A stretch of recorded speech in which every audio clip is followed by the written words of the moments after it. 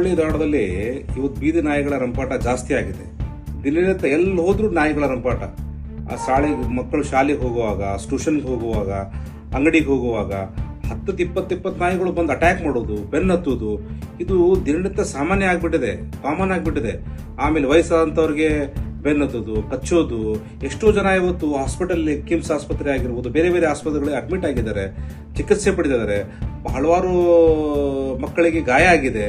ಅವೆಲ್ಲ ಅರ್ತು ಮಹಾನಗರ ಪಾಲಿಕೆ ಮಹಾಪೌರರು ಮತ್ತು ಸಂಬಂಧಪಟ್ಟ ಅಧಿಕಾರಿಗಳು ಮತ್ತು ಮಹಾನಗರ ಪಾಲಿಕೆ ಆಯುಕ್ತರು ಇದ್ರ ಬಗ್ಗೆ ಯಾಕೆ ಸೀರಿಯಸ್ ಆಗಿ ಆಕ್ಷನ್ ತಗೊಂತ ಇಲ್ಲ?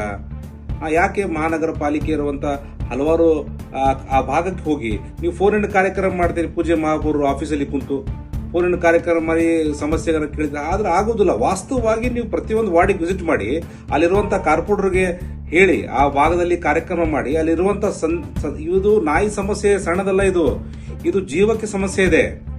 ಯಾರದೇ ಮಕ್ಕಳಿಗೆ ಕಚ್ಚಿದ್ರೆ ಅವ್ರ ತಂದೆ ತಾಯಿಗೆ ಎಷ್ಟು ನೋವು ಆಗ್ತಿರ್ಬೋದು ಹೇಳಿ, ನೀವೇ ಹೇಳಿ, ಎಷ್ಟು ನೋವು ಆಗುತ್ತದೆ. ಸಣ್ಣ ಮಕ್ಕಳು ಇರ್ತಾರೆ ಪಾಪ, ಅವ್ರು ಕಚ್ಚಿಬಿಟ್ರೆ ನಾಯಿ ಗಾಯ ಆದ್ರೆ ಹಾಸ್ಪಿಟಲ್ ಅಡ್ಮಿಟ್ ಇದ್ರೆ ಅವ್ರ ತಂದೆ ತಾಯಿಗಿರುವಂತ ನೋವು ಅದನ್ನ ಯಾರು ನೋಡ್ತಾರೆ? ಅವೆಲ್ಲ ನೀವು ನೋಡಕ್ ಆಗುದಿಲ್ಲ. ಅದಕ್ಕೆ ದಯವಿಟ್ಟು ನಾನು ಪೂಜೆ ಮಹಾಪೌರರಿಗೆ ಮತ್ತು ಮಹಾನಗರ ಪಾಲಿಕೆ ಆಯುಕ್ತರಿಗೆ ವಿನಂತಿ ಮಾಡ್ತೇನೆ, ತಾವು ಆ ಒಂದು ವಾರ್ಡಿಗೆ ಹೋಗಿ ವಿಸಿಟ್ ಮಾಡಿ.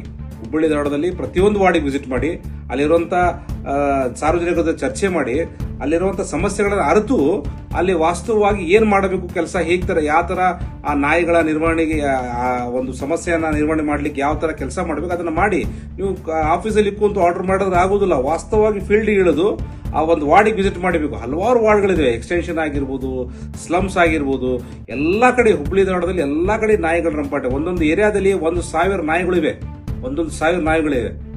ರಾತ್ರಿ ಆದ್ರೆ 8 ಗಂಟೆ, 9 ಗಂಟೆ, 10 ಗಂಟೆಗೆ ಯಾರಾದರೂ ಮನೆಗೆ ಬರುವಾಗ 10-20 ನಾಯಿಗಳು ಆ ದ್ವಿಚಕ್ರ ವಾಹನ ಮಾಡಿಬಿಡ್ತಾನೆ, ಅವ್ನು ಬೆನ್ನದ್ ಬಿಡ್ತಾವೆ. ಆ ಒಂದು ಹೆದರಿಕೆಯಿಂದ ಅವನು ಆಕ್ಸಿಡೆಂಟ್ ಆಗ್ತಾನೆ, ಅವನಿಗೆ ಮತ್ತೆ ಅದು ಗಾಯ ಆಗ್ತದೆ. ಇವೆಲ್ಲ ಸಮಸ್ಯೆ ಸಾರ್ವಜನಿಕವಾಗಿ ತುಂಬಾ ಆಗ್ತಾ ಇದೆ. ಅದಕ್ಕೆ ಮಹಾಪೌರರು ಕಚೇರಿಯಲ್ಲಿ ಕೂತ್ರು ಆಗೋದಿಲ್ಲ, ಮಹಾನಗರ ಪಾಲಿಕೆ ಆಯುಕ್ತರು ಕಚೇರಿಯಲ್ಲಿ ಕೂತ್ರು ಆಗೋದಿಲ್ಲ. ನೀವಿಬ್ರು ಆ ಸ್ಥಳಕ್ಕೆ ಭೇಟಿ ಕೊಡಬೇಕು, ಅಲ್ಲಿ ಪ್ರತಿಯೊಂದು ವಾರ್ಡಿಗೆ ವಿಸಿಟ್ ಮಾಡಬೇಕು. ಆವಾಗ ಈ ಒಂದು ಸಮಸ್ಯೆಯನ್ನ ಸಮಾಧಾನ ಮಾಡ್ಲಿಕ್ಕೆ ಆಗ್ತದೆ. ತಕ್ಷಣ ಈ ಬೀದಿ ನಾಯಿಗಳನ್ನ ತಮ್ಮ ಹಿಡಿದಲ್ಲಿ ತಗೊಂಡು ಅಲ್ಲಿಂದ ಆ ನಾಯಿಗಳನ್ನ ಶಿಫ್ಟ್ ಮಾಡುವಂತ ಕೆಲಸಕ್ಕೆ ತಕ್ಷಣ ಬೇಗ ನೀವು ಆ ಕಾರ್ಯರೂಪಕ್ಕೆ ತರಬೇಕಂತ ನನ್ನ ವಿನಂತಿ ಆಗಿದೆ. ಇದೇ ರೀತಿ ನೀವು ವಿಳಂಬ ನೀತಿ ಅನುಸರಿಸ್ತಾ ಹೋದ್ರೆ ಮುಂದಿನ ದಿನಗಳಲ್ಲಿ ನಾವು ಉಗ್ರವಾದಂತಹ ಹೋರಾಟ ಮಹಾನಗರ ಪಾಲಿಕೆಗೆ ಮುತ್ತಿಗೆ ಹಾಕಿ ನಾವು ಪ್ರತಿಭಟನೆ ಮಾಡಲಿಕ್ಕೆ ಹಿಂಜರಿದಿಲ್ಲ ಅಂತ ಈ ಸಂದರ್ಭದಲ್ಲಿ ತಮ್ಮೆಲ್ಲ ಎಚ್ಚರಿಕೆಯನ್ನು ಕೊಡ್ತಾ ಇದ್ದೇನೆ.